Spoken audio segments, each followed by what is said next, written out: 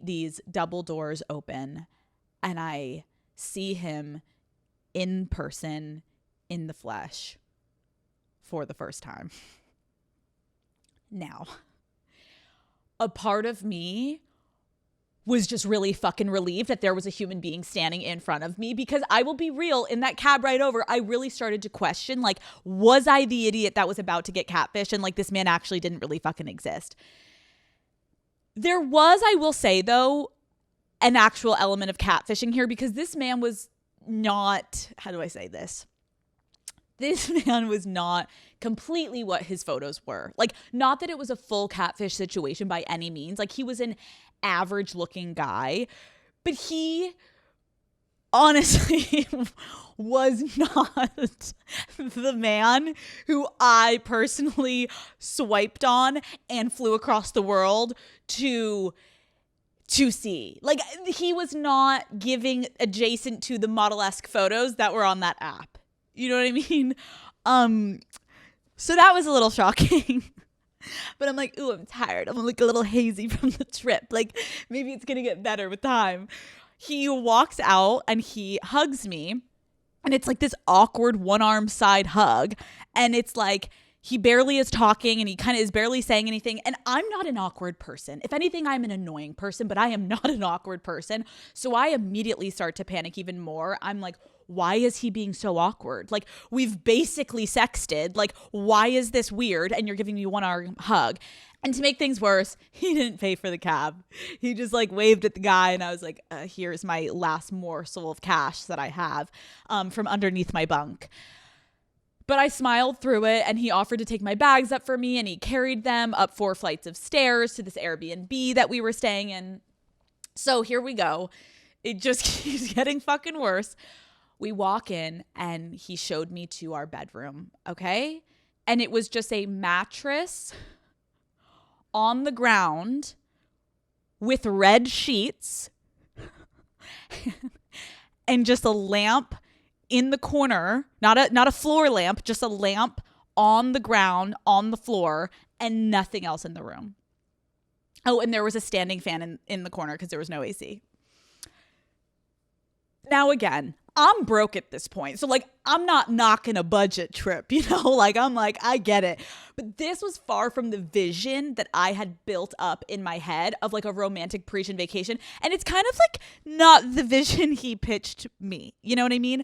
So I sat my stuff down and I asked him where the bathroom was so I could pee and throw up. And he pointed me down the hall. I rushed down the hall. I go to open the door and it's locked. And I'm a little confused. I'm like, ooh, this place is a little old. Like, it's a little janky. Like, maybe it's jammed. And I'm like trying to like nudge in. I'm like, just give it a little kick. And I then hear someone say, 1 second, please. I heard a flush. The door opened and there was a man with long blonde hair just staring down at me. And my mind immediately started to fucking explode. I'm like, who is this human being? Is this a setup? Does this man think I'm about to have a threesome with him on that nasty ass mattress with those red sheets? How many threesomes have they had before I got here? Am I about to get kidnapped? All of this was starting to feel so fucking off, okay? And then the man from the bathroom put out his hand and he said, "Hey, Alex, nice to meet you. I'm your roommate for the week."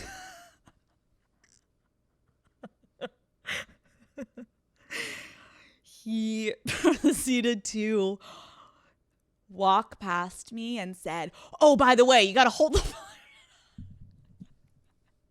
He said, "Oh, by the way, you got to hold the flusher down for 10 seconds, otherwise it clogs."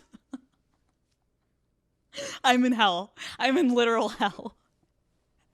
I just gave him a big thumbs up and I sprint into this little fucking bathroom. I lock myself in and I just start ugly silent crying and staring at myself in the mirror. Like, what have you fucking done, you fucking idiot? I honestly remember, like, picture yourself again, two men you've never met in your life. I'm in the middle of Paris in this weird fucking apartment. And I started to feel so overwhelmed and claustrophobic. I had just flown across the world and the initial decision seemed so fun and adventurous and exciting. But I started to freak the fuck out because I was starting to rationally think, now that I was physically now that I was physically here and I'm like holding down the flusher for 10 seconds, like I was like, oh, I fucked up. And I was so fucking mad at myself that I put myself in this situation. And again, I want to clarify, so far, like, nothing horrible had happened, but these little moments, being stranded in the airport for over 2 hours, getting here not having the warmest welcome, and then also not knowing that, like, we have a roommate for the week. I remember feeling so alone and anxious, and I just wanted to go home. And I hadn't even been with this person for 20 minutes, and I was about to have to spend a week with him. Hi Daddy Gang, thank you so much for watching this video. Keep in mind that was just a little clip from the episode. If you want to watch the entire full video episode, it is linked below. It's the first thing in the description. Go watch it. It's a great episode. Love you all. I will see you next Wednesday.